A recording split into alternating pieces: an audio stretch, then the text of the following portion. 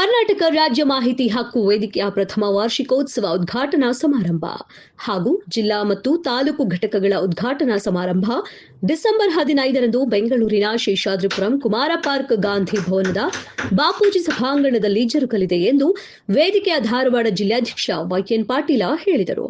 ನಗರದಲ್ಲಿ ಬುಧವಾರ ಪತ್ರಿಕಾಗೋಷ್ಠಿಯಲ್ಲಿ ಮಾತನಾಡಿದ ಅವರು, ಕಾರ್ಯಕ್ರಮವನ್ನು ನಿವೃತ್ತ ನ್ಯಾಯಮೂರ್ತಿ ಸಂತೋಷ ಹೆಗಡೆ ಹಾಗೂ ಮಹಿಳಾ ಆಯೋಗದ ಅಧ್ಯಕ್ಷ ಡಾ ನಾಗಲಕ್ಷ್ಮಿ ಚೌಧರಿ ಉದ್ಘಾಟಿಸುವರು ಎಂದು ತಿಳಿಸಿದರು. ಕರ್ನಾಟಕ ರಾಜ್ಯ ಮಾಹಿತಿ ಹಕ್ಕು ವೇದಿಕೆ ರಾಜ್ಯಾಧ್ಯಕ್ಷ ಹೇಮಂತ ನಾಗರಾಜ ಸಮಾರಂಭದ ಅಧ್ಯಕ್ಷತೆ ವಹಿಸಿದರು.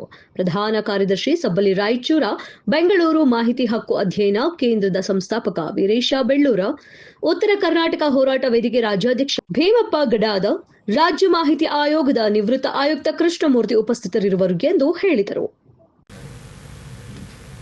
ಕರ್ನಾಟಕ ರಾಜ್ಯ ಮಾಹಿತಿ ಹಕ್ಕು ವೇದಿಕೆ ರಾಜ್ಯ ಸಮಿತಿಯಿಂದ ಹಾಗೂ ಆಯಾ ಜಿಲ್ಲಾ ಘಟಕಗಳಿಂದ ಪ್ರಥಮ ವರ್ಷದ ವಾರ್ಷಿಕೋತ್ಸವವನ್ನು ಇದೇ ದಿನಾಂಕ ಡಿಸೆಂಬರ್ 15ರಂದು ಭಾನುವಾರ ಬೆಂಗಳೂರು 10 ಗಂಟೆಗೆ ಬೆಂಗಳೂರಿನ ಗಾಂಧಿ ಭವನದಲ್ಲಿ ಕಾರ್ಯಕ್ರಮವನ್ನು ಹಮ್ಮಿಕೊಂಡಿದ್ದು, ಕರ್ನಾಟಕದ ರಾಜ್ಯಾದ್ಯಂತ ಎಲ್ಲ ಜಿಲ್ಲೆಗಳಿಂದ ಅಧ್ಯಕ್ಷರು, ಪ್ರಧಾನ ಕಾರ್ಯದರ್ಶಿಗಳು ಹಾಗೂ ಉಪಾಧ್ಯಕ್ಷರು ಹಾಗೂ ಎಲ್ಲ ನಮ್ಮ ಮಾಹಿತಿ ಹಕ್ಕಿನ ಸದಸ್ಯರುಗಳು ಎಲ್ಲರೂ ಬಂದು ಈ ಕಾರ್ಯಕ್ರಮವನ್ನು ವಿಜೃಂಭಣೆಯಿಂದ ಆಚರಿಸ್ತಾ ಇದ್ವಿ.